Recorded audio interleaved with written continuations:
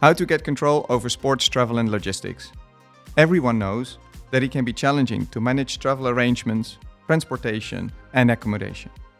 Add to this the handling of specific sports equipment, athletes, and teams with special needs. Today we dive into the exciting world of sports travel and logistics. How to take control of the essential travel elements to keep athletes and teams focused and ready to perform. My name is Jochem Hemming, and my guests today are Kevin Perrin, Commercial Global Head Sports Business at ATPI, and John Bergman, Commercial Head of Events, ATPI. We are on air. Welcome, Kevin, John. Nice to meet you. Nice to be here. Great. Can you give us, please, a quick introduction of yourselves and your relationship to sports travel? Kevin, if we would start with you, please. Sure. So I started with ATPI 6 years ago. Mm-hmm. I'm based out of Montreal, Canada. And previous to this, I was always in the travel industry, either for hotel chains, flight or airlines, I should say, and then travel management companies. And so I guess when ATPI was looking to open up an office in Canada, winning the Olympic mandate for the Canadian Olympic Committee, they were looking for someone strong with all of that experience, that baggage. And so I raised my hand and was lucky enough to get this position and started 6 years ago. Great. Thank you very much, Kevin. Brilliant. You're welcome. Yeah, and thanks for coming over from all the way from Canada. Yeah, so we didn't say this, but we're in Amsterdam right now, right? Exactly. Yeah. Thank you. And John, yes. What's your relation to sports travel? Yeah, I started 17 years ago with ATPI. But before that, I worked for a DMC, so for incoming groups into Amsterdam, and there were a lot of sports groups, so mainly football teams. Right. So I got to know the business a little bit, and then I went to ATPI, and we had a lot of accounts on sports travel, the Dutch Olympic Committee, but also certain football teams, and that grew and grew. So it's still a passion for me, to be honest. Yeah. Nice, yeah. And 17 years. It's a lot, huh? Yeah. You started young. Yeah. And we're lucky to have him. Yeah, exactly. Yeah. All right. Many thanks. So Kevin, when it comes to sports travel and logistics, which is the topic that we're talking about today, do you need to be a big sports fan to be in this industry? Do you think? It's a great question. I don't think you need to be a sports enthusiast, but you definitely should be, or it helps to be one.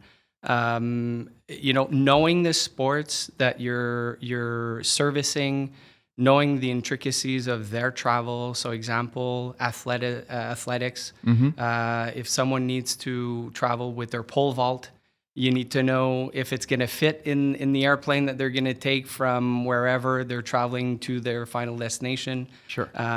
So it just helps to know what sport you're servicing in that area. And then obviously, if you're servicing football, to know in which leagues they're playing, where they're traveling to, who they're playing against, all of that.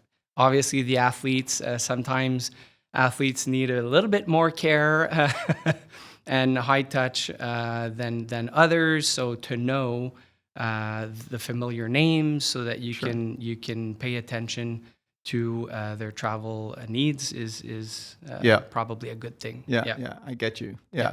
And because we know that sports travel is a specific business line within ATPI, within the ATPI group.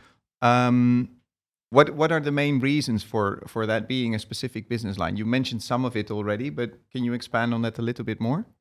Yeah, you know what? Before coming to ATPI, I was with a corporate travel management company, and usually it's volume. It's all about volume. How many transactions a day? How many transactions a week can you get done with that company? A lot of the times a lot of it anyways is copy and paste, so always the same back and forth to the same areas because they have offices in those cities, so they're traveling always amongst these destinations. So it's not something that you instinctively will change your ways to do.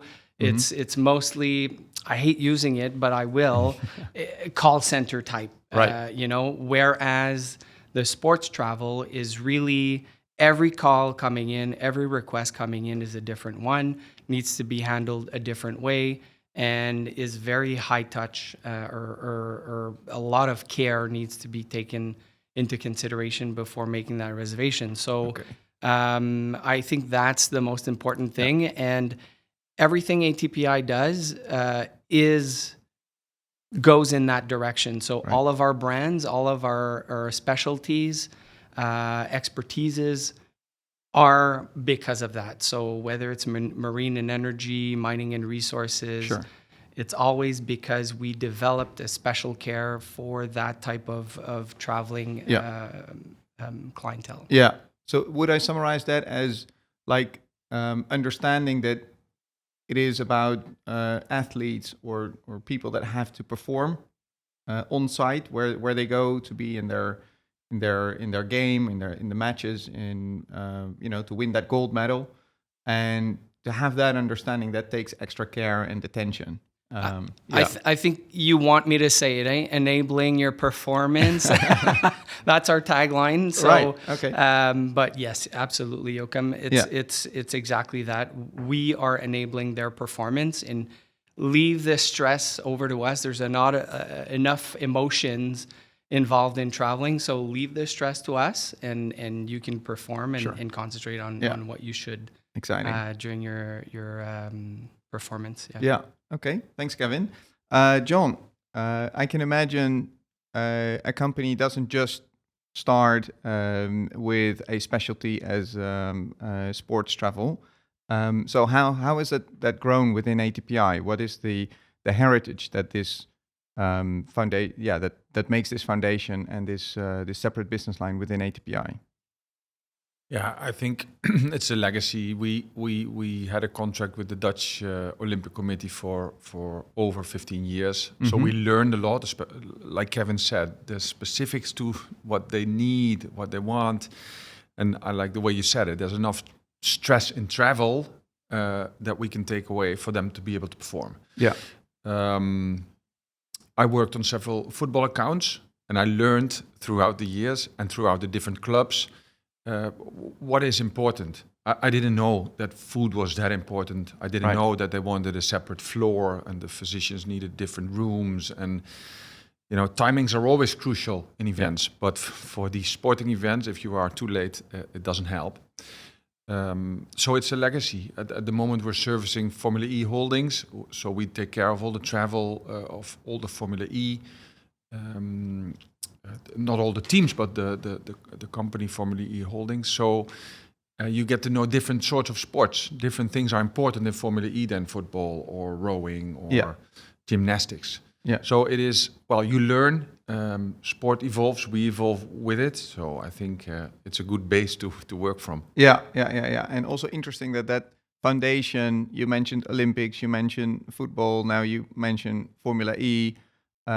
It's very varied. It's not just one sport or one type of just teams or individual sportsmen. It's a really wide foundation and experience. Yeah, true. And there's a lot of emotion involved, and it's a sexy business. So I know we're talking about sports travel, but if you look at what we do in ATPI as incentive travel, for instance, we take guests to sporting events. We don't organize a sporting event. We don't take the team in this case, but we take guests. Mm-hmm. And it always works when you have the guest deep dive into the sport. So we usually take an ex-athlete to accompany the group. So he can tell them what's going on in the locker room or what's your feeling 5 minutes before the whistle blows. Yeah. And that also helps a lot. Yeah. It's great for engagement, of course. Yeah.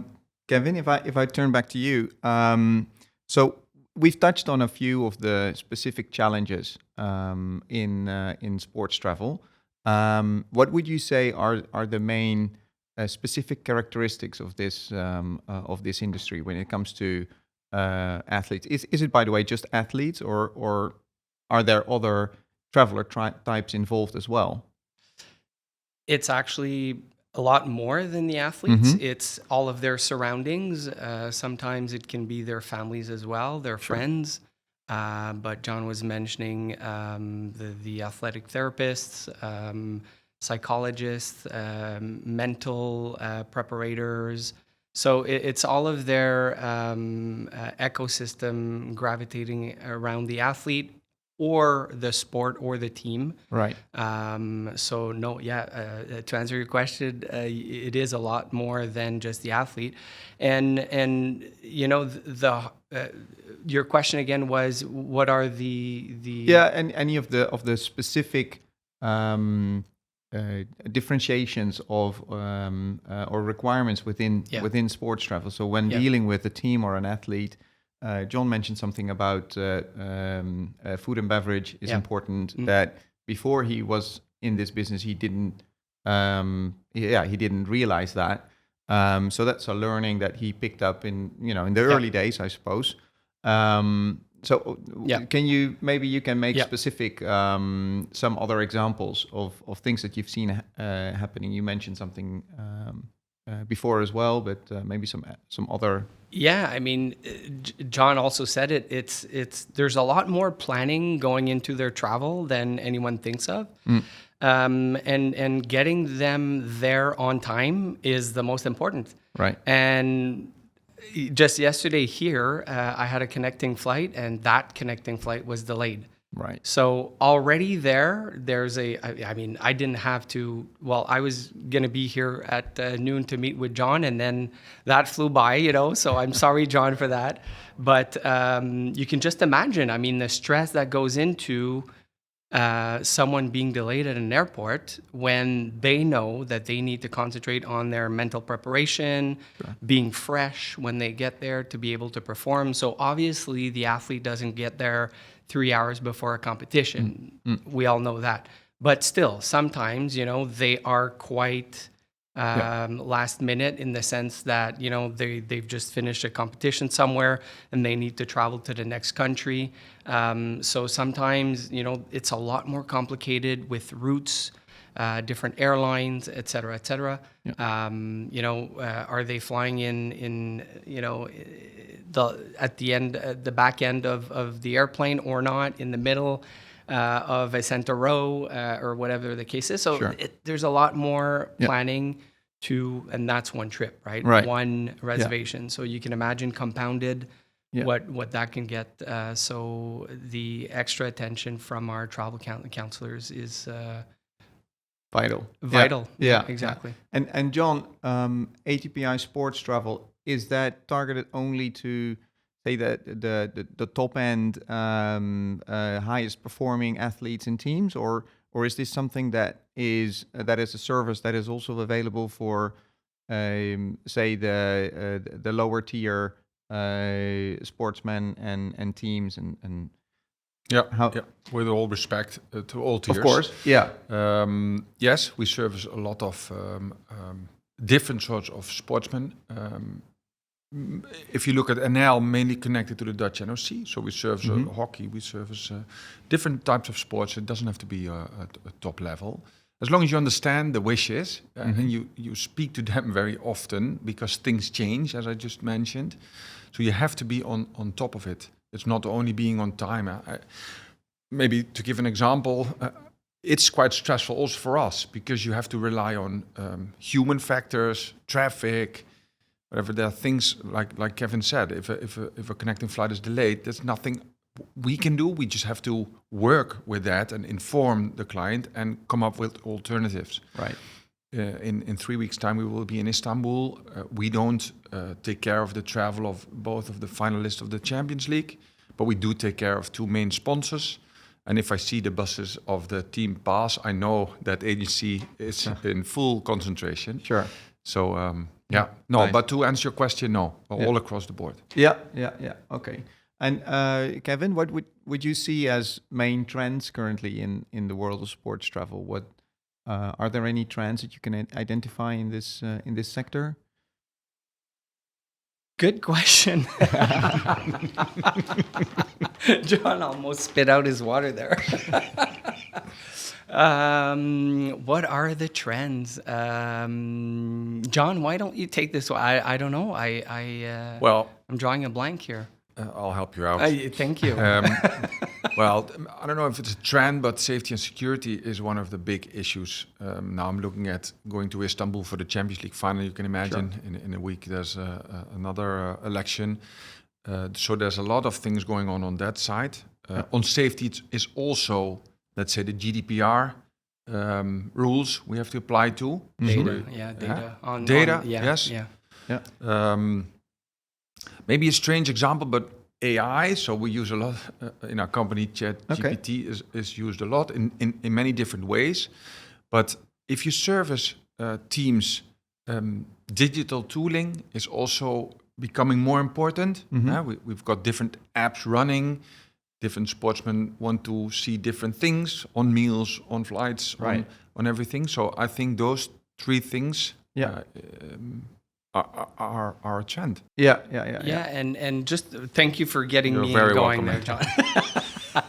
and just to piggyback on what John said is not having 5 different tools to service the client. So if you want to get registrations done and communications and show your data in real time to the client or to the end user, and so on, then we're able to offer one tool that will do all of that instead of having 4, 5, 6 touch points, areas where you get your information. So I would see that as a trend going forward as well. Yeah, definitely convenience as well. Exactly. And John, how about sustainability? Is that happening in this industry? Obviously, sustainability is a main topic in, say, the corporate travel world. Yeah. Do sports teams, athletes, do they take this in consideration when they request travel with your teams? Yes, very much so. It's also very widely, it's a topic, as you said, not only corporate travel, but also sports travel or sports events. We are in the lucky position that we are the global hospitality partner of the Ocean Race. And to be honest, that's a good partnership where we also learn on the sustainability topic, because it's very much on sustainability. The Ocean Race it's really at the core of that sporting event. The forefront. Yeah, they're at the forefront of it for sure. Yeah, which helps us in general. And if you look at the 2 sponsors we're serving for the Champions League, again going back to that example, we've got the ATPI Halo, where we measure, where we reduce and where we offset. And we do that for the partners. So it's not only sports travel, but it's also sports events. But yes, very important, I have to say. Yeah. So if you don't talk about this, or if you don't help and take the client by the hand, you're not on top of it. I think it's a great point, John. I think we're ready for it. We have the tools for it, but we definitely have to take the clients by the hand, Joachim. Even for us, let's say in North America, it's not there yet, but we're ready for it. We have everything. So we're glad, we're fortunate enough to have the Ocean Race and all of your other clients that are already on board and counting on us for that. Yeah, because John, you said something interesting. You said that the Ocean Race is helping you on the field of sustainability.